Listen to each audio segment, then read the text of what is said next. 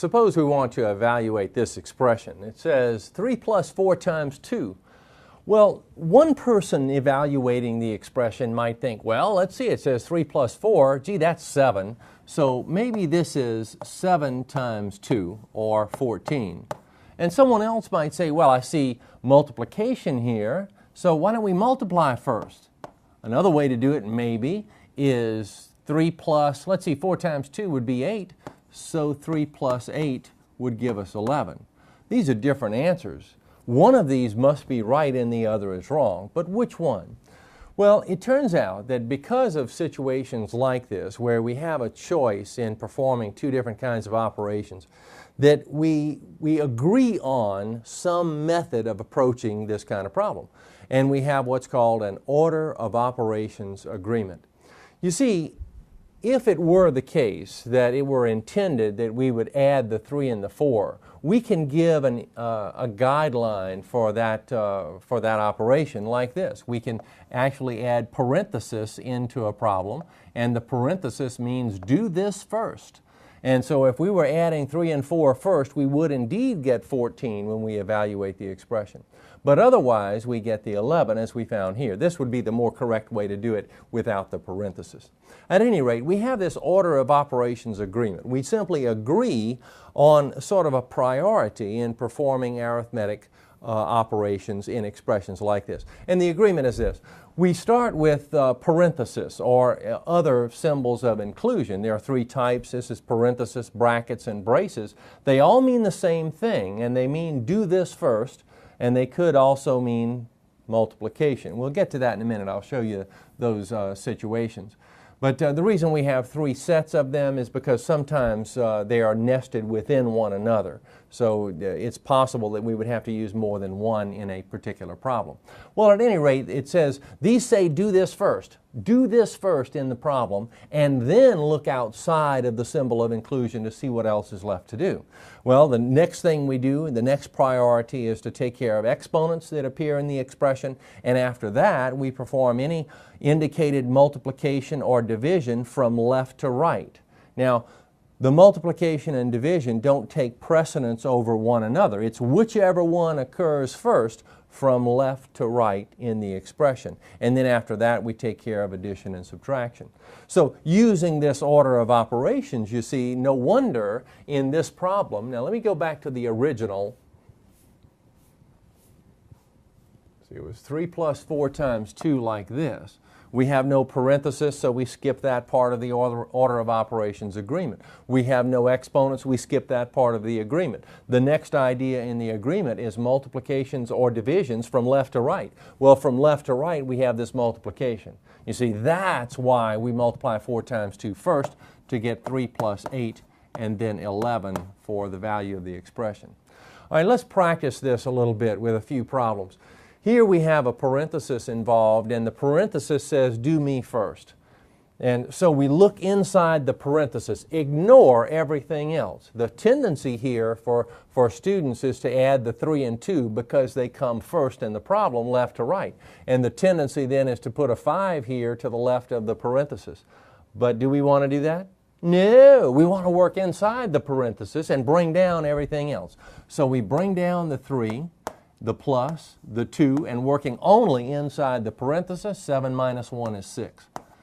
Now I can write the 2 times 6 like this, or I could write it like this, and it would be okay. These are kind of interchangeable ways to write it. But either way, it indicates multiplication, and either way, according to our order of operations agreement, the next thing we need to do is multiply from left to right. The 2 times 6 is 12, so we would get 3 plus 12, or 15 for the answer.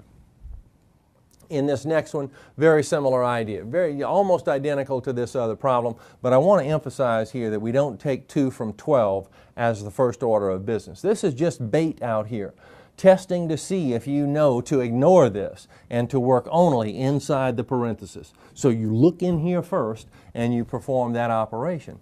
So bring down everything else and work within the parenthesis, 3 plus 1, 4.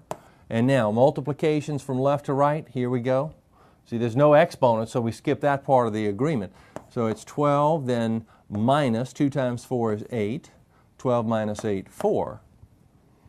In this one, we have an exponent. No parenthesis here, though. So we skip the parenthesis idea, but the next notion in the order of operations agreement is to take care of the exponents.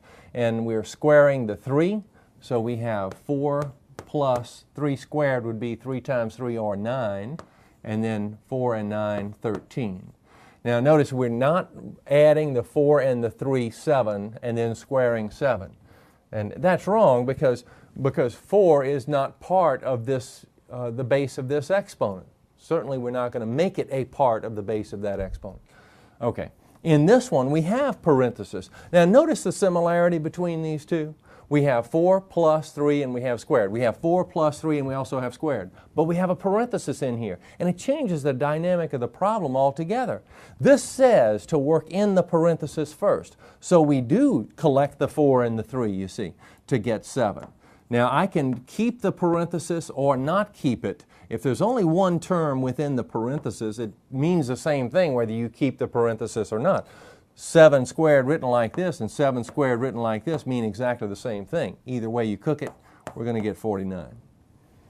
Now, here's one that's quite a bit more complicated. On this one and the next one, you might want to have a look at the problem and write it down on a piece of paper and try it on your own, and stop the tape when you do that, and then roll the tape to see if you have a correct solution. But here's how it goes. The order of operations agreement says work within parenthesis or other symbols of inclusion first. We see a parenthesis here, so we perform this operation first.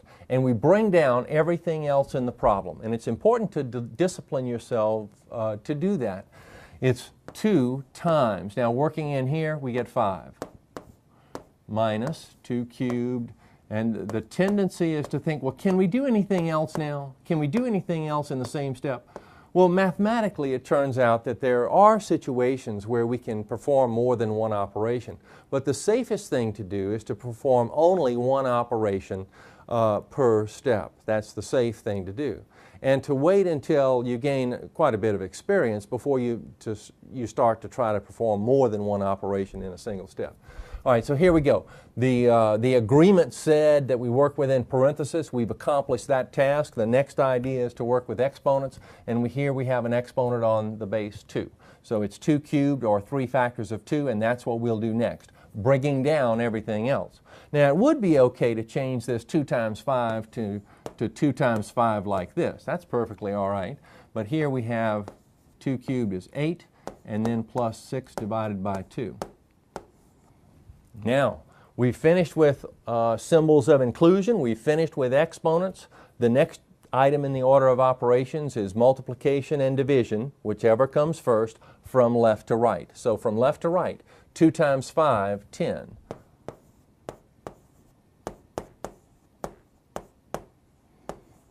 Again, multiplication and division from left to right. 10 minus 8, that's not multiplication or division. Plus, that's addition. Oh, here's division. All right, let's perform this, this task. It's 6 divided by 2. That would be 3. So we have 10 minus 8 plus 3. You see, we're only doing that, so we get the 3. And now addition and subtraction from left to right. 10 minus 8 is 2. 2 plus 3, 5. Notice only one operation in each step.